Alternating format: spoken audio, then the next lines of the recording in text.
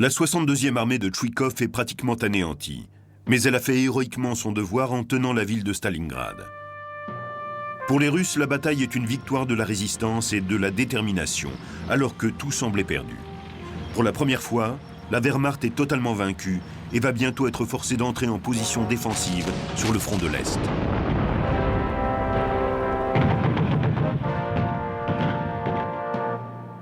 Hitler refuse d'abord de croire que Stalingrad est perdu.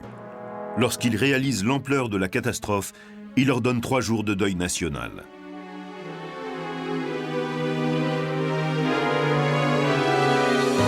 Cette défaite va le hanter pendant plusieurs mois, incapable qu'il sera d'accepter l'étendue du désastre.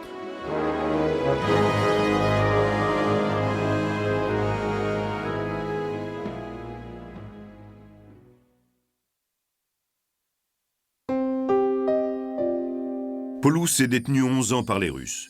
Fréquemment utilisé pour la propagande anti-nazie, il dépérit à Moscou, où il est assigné à résidence. Devenu membre du comité des officiers libres anti-nazis, il ne pardonnera jamais à Hitler de ne pas l'avoir soutenu.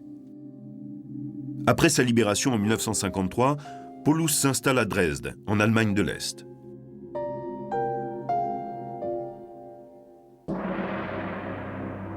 Il meurt, plein d'amertume, en 1957.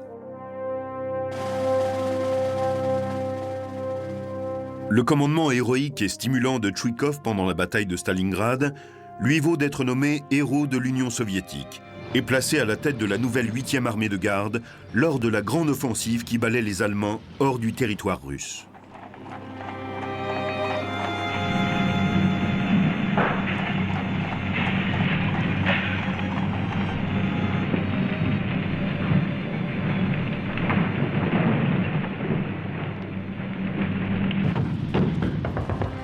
Tchoukov joue un rôle clé dans la prise de Berlin en avril 1945.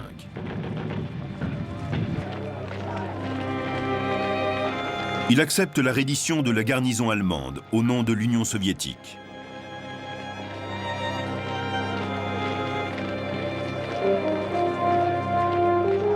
En 1946, Tchoukov est nommé maréchal de l'Union soviétique. Il dirige les cérémonies marquant le premier anniversaire de la chute de Berlin. Entre 1946 et 1953, il est premier adjoint, puis commandant en chef des forces soviétiques dans l'Allemagne de l'Est occupée.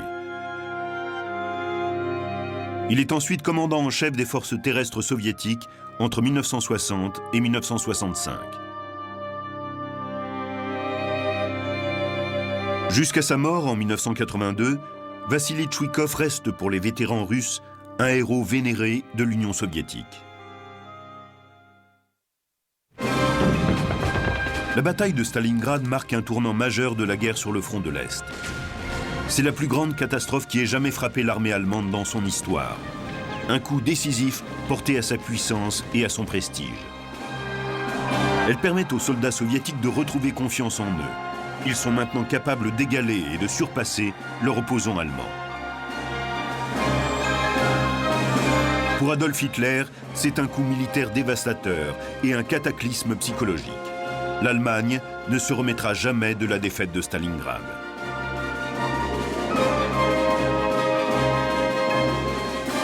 Pour le feldmaréchal Friedrich Paulus, la bataille de Stalingrad est une humiliation militaire, aussi bien que personnelle.